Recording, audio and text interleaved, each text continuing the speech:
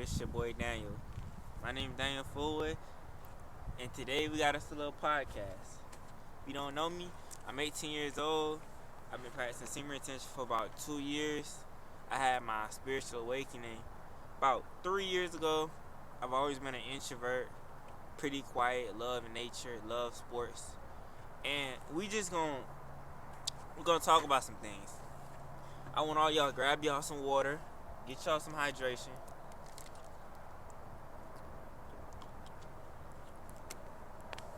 Put your phone down, bust your headphones in, listen, and we just gonna talk. Little podcast. So some things I've been wanting to start that we both could start together. We could start 100 days semen retention challenge. That's a big one. I know that's not gonna be easy. 100 days of semen retention. 100 days of no ejaculations. With the women, with the phone, with your hand, none of that shit. 100 days.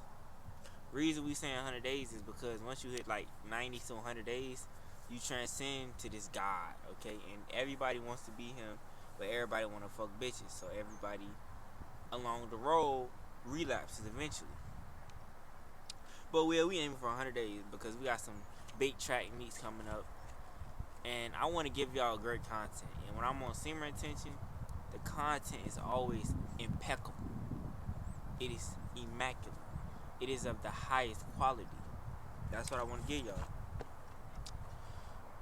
Alright, meditation. Been meditating for about, I say, maybe 120 days straight. 140 maybe. And this is one of those things where it's like, you start to notice that people that don't meditate, like, you start to notice little things. Like, you might think they're crazy, or they're real irritable, or they're caught up in the future. You're going to notice all these different things. And personally, it can get annoying. It can.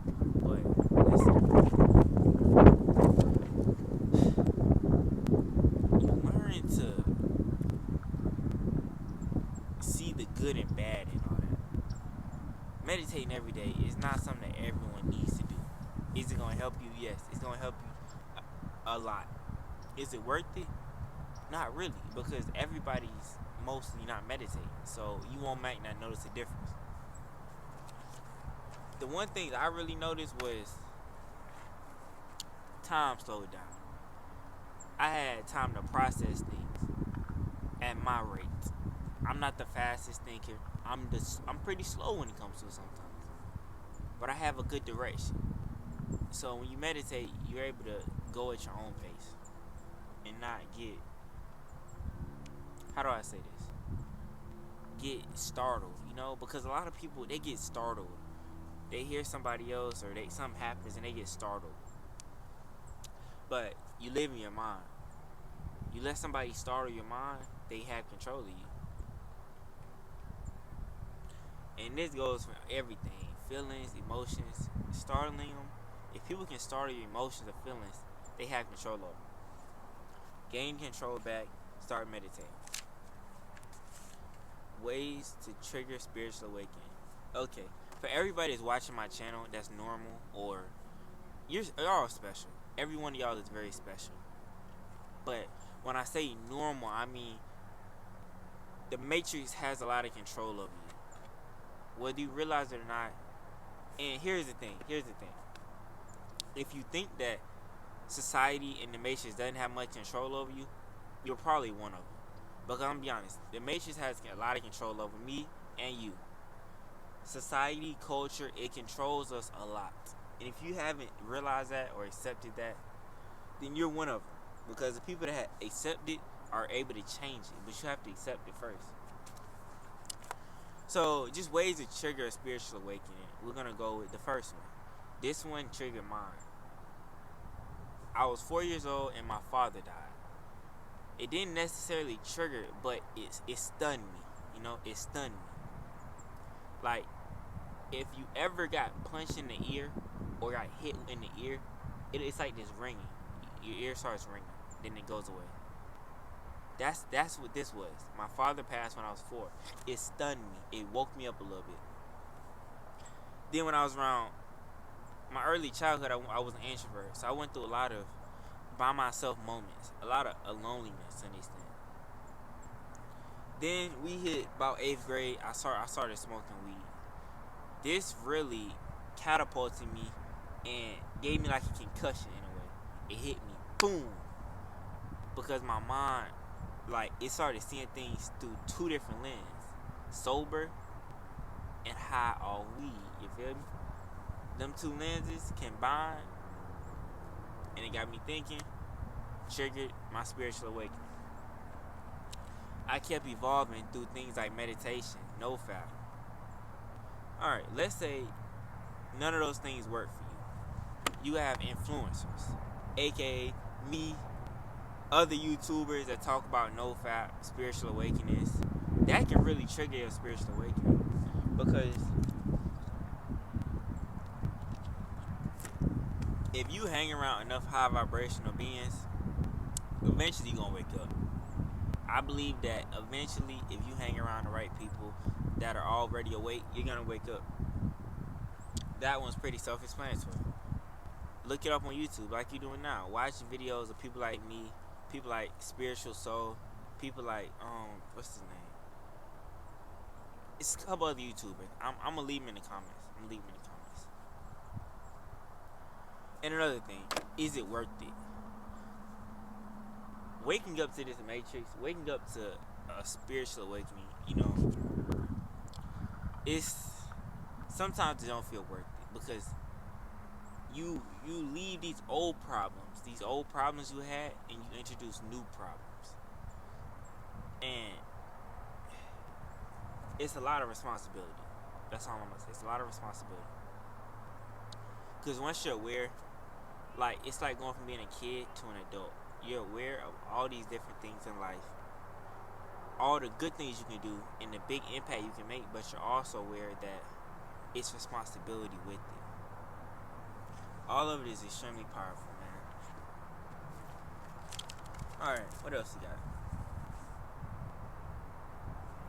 Alright, you all need to become creators instead of consumers. This one is something that I struggle with, you struggle with, everyone struggles with this.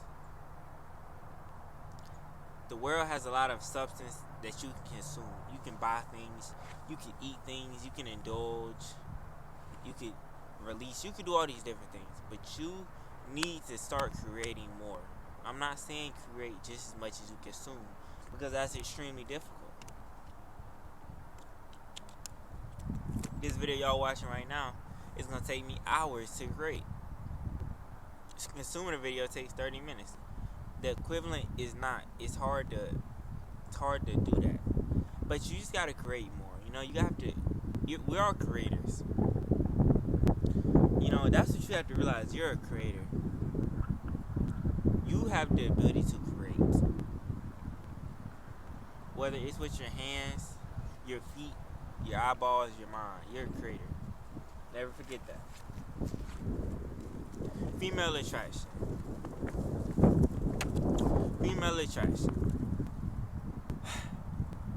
Female attraction is so simple when you think about it in this way I'm about to talk about it. Female attraction, females are people. If you learn how to attract people, female attraction will take care of itself. Boom, that's simple. Now, for the introverts out there, it's a little bit more difficult because we're introverts. We naturally attract people. We don't really want to attract people. You feel me? Or, like myself, I could attract people, but I just choose not to because I like being by myself. For us, it's just as simple as semen retention. For the extroverts out there, all you have to do is get on semen retention. Sorry y'all, the wind blowing a little bit. I don't want y'all to flip off on y'all head. My boy give y'all a little fucking concussion like I got. Man, tell y'all a funny story real quick. I got in this boxing fight, or this boxing match. It was round one. Boom, boom, boom. We going at it. No headgear, just boxing. Bow, bow, bow, bow. Video is up on my channel. It's a short, couple months ago. But I got a concussion. I got hit in the back of the head. Boom, boom, got hit. I got a concussion. Because I didn't want to tell everybody I got in a fight and like get in dummy trouble, I said that I fell when I was like jumping over something or hurdling, aka I'm a sprinter and I hurdled. So I told him I was hurdling. I fell and bust my head. Man, oh man, we taking that one to the grave. All right, but on to the next topic: female attraction. Female attraction for extroverts is simple as get on no fat. For introverts, get on no fat. And understand that it's people attraction. People attract people. Everyone craves communication. So it's always a need for it. Understand that with everybody.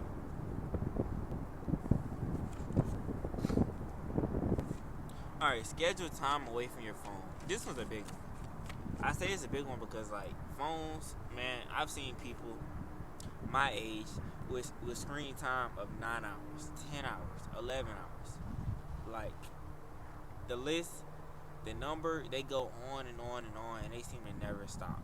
The amount of screen time that people have, it's ridiculous. Like it's literally unfathomable. Like years of people's lives have been wasted on the phone. And life is not what's on your phone. Life is what's around you. It's not your phone. I've learned many great lessons from my phone, but you have to schedule time away from it. Because a lot of people are addicted to their phone. So schedule time away from it. Get in nature, man.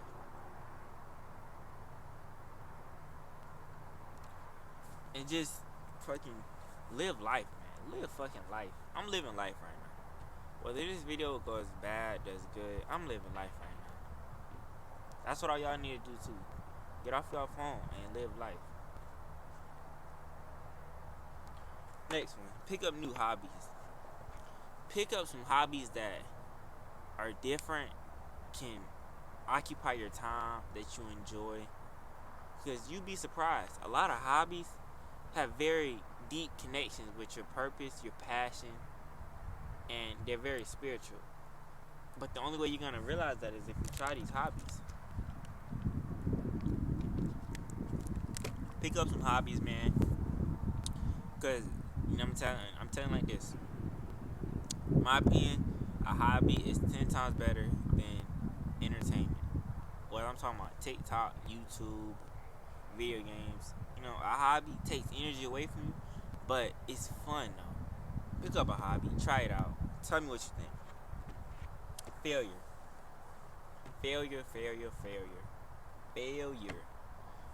Stop looking at failure like it's a bad thing. Failing is not bad. There's nothing bad about failing. In order to succeed, you have to fail. The bigger the success, the bigger the failure. Like, it's really that simple. The more successful you want to be, the more of a chance it's going to be a big failure. It's just how it is. Accept it. And once you accept it, learn to appreciate it. Failure, success, they're intertwined. They're basically the same thing except opposites. And you have to learn to just appreciate it. Because failure, it makes you as a person. Success makes you as a person. People are so scared to fail that they never succeed. Like, bro, you think about avoiding failure, you're gonna succeed. It's not like that. By avoiding failure, you're gonna fail. By looking for failure, you're gonna succeed. It sounds crazy, but it's true. Try it out. Alright, whatever emotions that you have for other people, that you have for me, that I have for you, they live inside us. Before they ever come out into this world, they live inside of us. You harbor all your emotions inside of you. Before they ever come out, before you ever tell anybody they're ugly, you have this feeling inside of you of being ugly. You have to realize that everything you feel for other people is inside of you. Let go of negative emotions, and if you can't let go of the negative emotions, it's okay. Learn to keep them inside of you and let go of them. Not harboring them, but let go. Just let go. Cope with them. Let go of them. Hey, I'm good. Yeah, just learn to let go of them, man. Because they're not gonna help you. They're not helping nobody else. Okay. Next two are on communication. Communication is vital. We're humans. Like, we need to communicate. We need to know how to voice our emotions. We need to know how to effectively get our points across. And I'm gonna tell y'all two things about communication. First thing, the more you read, the more you'll be able to articulate very, very, very deep thoughts. This one is really, really, really big for people that like to help other people and that like to talk. If you don't read, you won't be able to find the right words to get these grandiose ideas in your head into somebody else's head. Communication is this road that you pave between your mind and somebody else's mind. Improve your carpenter skills. Improve your road building skills, because the road that you create from your mind to somebody else's mind, the message that you give has to travel across that road. And think, if this message is 5 18-wheelers going at 100 miles an hour, the road needs to be pretty strong. If the message that you want to convey to somebody is the size of a goddamn rocket ship, you need a strong road. And the road is based off of the words you know, how to use them, and how to communicate. Because a lot of people have big ideas in their head, but they don't know how to get it out. They have shitty roads, but they have a lot of cargo they need to get across these roads. Get the roads better, communicate better, and read more books so you know how to communicate. Last but not least, talk less. It's gonna sound crazy because I'm a YouTuber. I talk to y'all. I make myself look stupid so I can get my message across. I let my guard down. I tell y'all how I feel. But I'm gonna tell you like this. A lot of shit ain't meant to be said, bro. Like, it's crazy as it sound. A lot of shit ain't meant to be said. And when you realize that, you also realize that the less you say, the more important the shit you say is. If you say 4 words, those 4 words are going to be very, very powerful. If you say 1,000 words, every word is very weak. Talk less, make your words mean more. Thank you for staying. Damn, thank you. Man, chest hurting. Thank y'all for staying tuned.